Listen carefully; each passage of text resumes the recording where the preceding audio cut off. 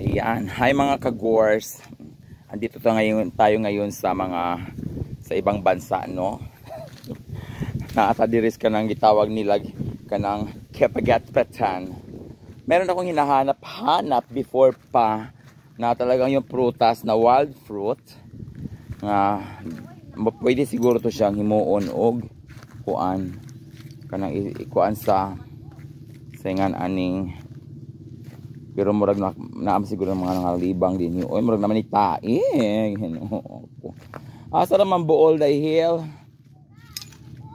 Nagyud tong buol diri nga gitawag like buol. Maliliit lang yun, kagurang. Ya aslom ka ito siya sa tanan. Ya tunokon og kanang kuan, tunokon siya puno ba? Puno niya mas matinik. Kasi lang tinan mo naman.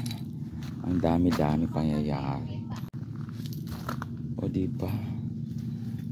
Yan mga kagurang, andito kami ngayon sa mga putikano at manguha na siguro kami ng kanang shell talaba kay plan ko na magkuan mig talaba kaso lang murag wa man jud mga taira magindi ni adiri. Ara man gamay sa dagat. Yung amoy pa lang ng kaanuhan guys, yung mga putik, siguro maraming alimango diyan. Hindi ko pa lang hinahanap ko kasi yung buol eh. Kaso lang wala na. Nang dahil sa bagyo. Ito mga kagors, mabato-bato talaga dito. Hindi magandang maligo dito. Kaso nga lang, ayan. Huwag mo nang ganyan lang. Uy, ay paghubo oy, nako. Daga. Para buyag, pamuyag. Para buyaga. Pamuyag.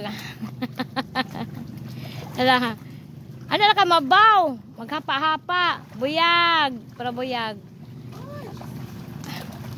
Tubang are. So ayan mga kagors. So wala akong ginagawa. Kundi lumublob na lang po ako sa maputik na buhangin na may masarap na tubig, no? Kasi wala na po akong magkagawa. Kasi ang sarap-sarap, napakalamig ng dagat. Ito sa may gilid lang namin yan. Diba? Ano na pinig? Mura ko dihag. So ayan, hugasan ang dapat hugasan. Ligo no? na ano, istorya na diha. Dagat chan. Kailangan daw. Galingan mo ng pagsisi dyan. Kasi magaling ka naman daw sumisid nung araw. Anyway, thank you so much mga kagurang.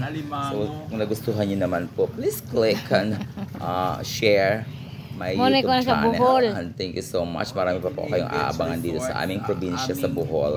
So see you guys. Love you. Bye.